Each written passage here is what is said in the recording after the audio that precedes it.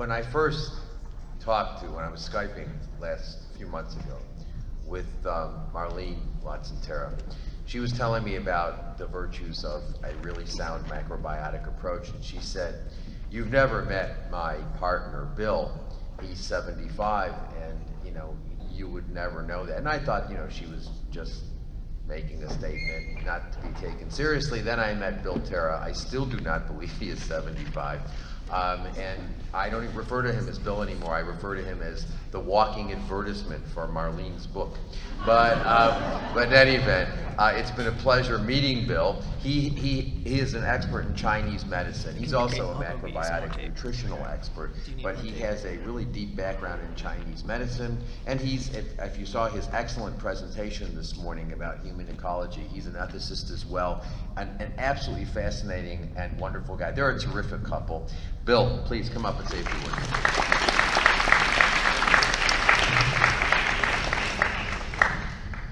Wow, I can't really say much about the advocacy over and above what's already been said from here. I mean, you've got so much information. So I want to talk about something just a little bit different. First of all, our advocacy is done through smoke and mirrors. Right? People don't think that they're going to get involved with anything vegan when they come to Marlene and I. It's just like it's a honeypot. So they come to us because they want to get better. They want to improve their health, or they want to study about health.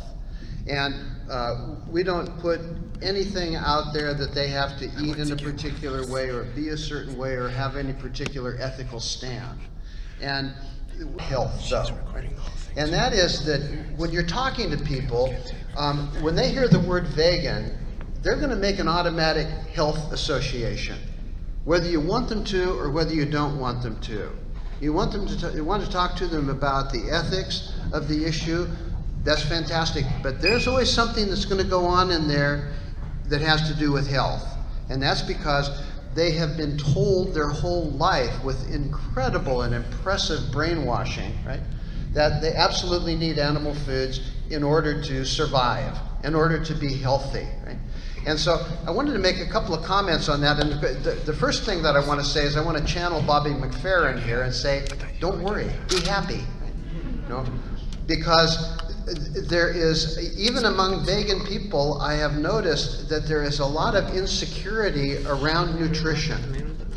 And what I want to say to you is that nutrition has been made extraordinarily complicated, and it's not.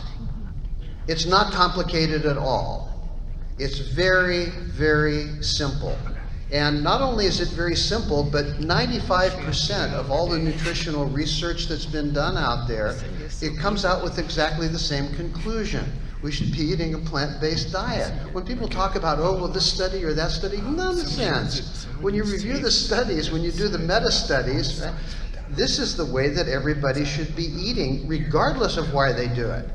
People should not be using animals as a source of nutrition, period, exclamation point. And so you'll find that people want to argue with you, don't you? Yes. Have you experienced that? Oh, yes.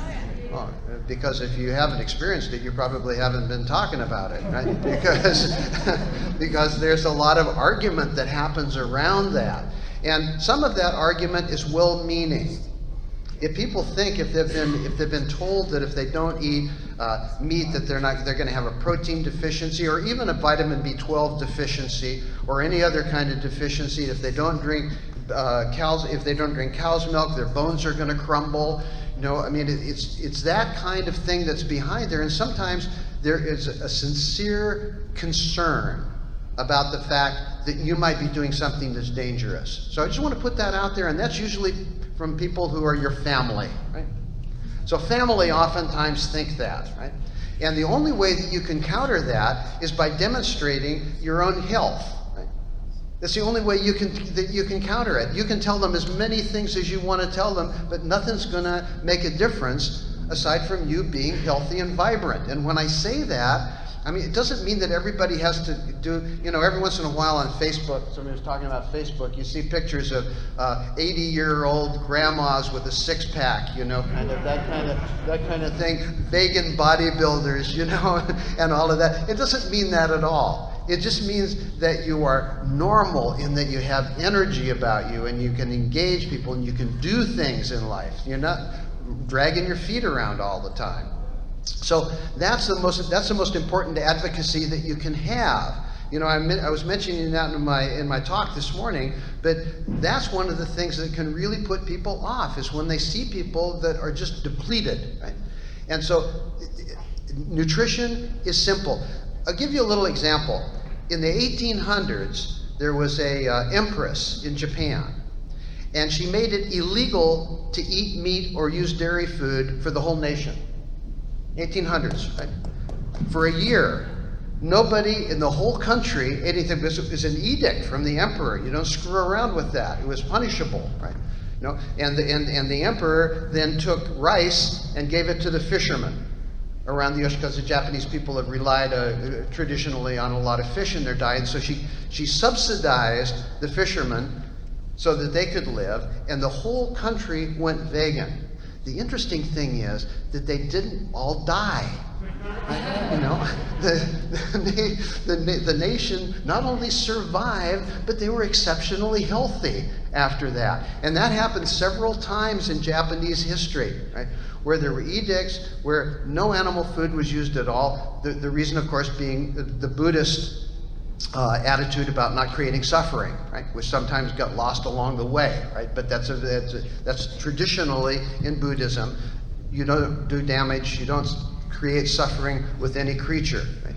And so the point that I'm making here is that if you're eating a sustainable, good vegan diet, you are going to be healthy. And if you're not healthy, right, it's really simple. All you need to do is just start tweaking what you're doing, right? And when I say that it's a healthy diet, I want to make a cautionary note here, and I don't want to offend anybody, but a lot of times what people are doing with a vegan diet is following dietary precepts that are very, very new and very specific in terms of the kind of people that have been using them. For instance, we live in a cold climate, and a lot of times when you see things written about health and eating a vegan diet, they're written by people who live in South Florida or Southern California.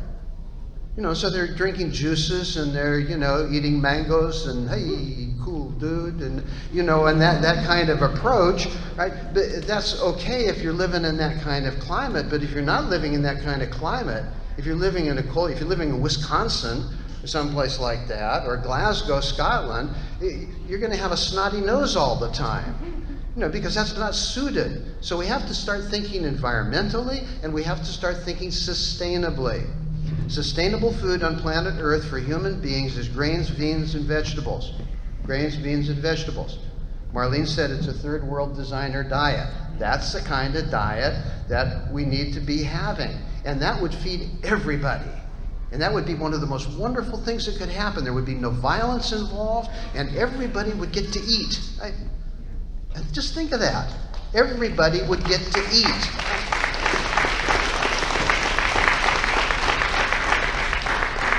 Right now, there's almost equal numbers of people who are starving and people who are obese. Think about that for a minute. It's like, that's kind of a weird balance, right?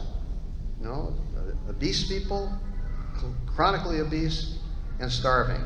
And so, don't worry about it. Nutrition is simple. Don't get panicked about, am I going to have this nutrient or that nutrient? Just eat really good food, sustainable food, regional food, seasonal food, and you will be fine.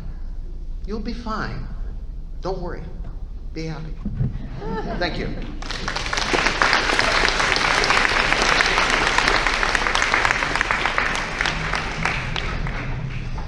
Thank you, Bill.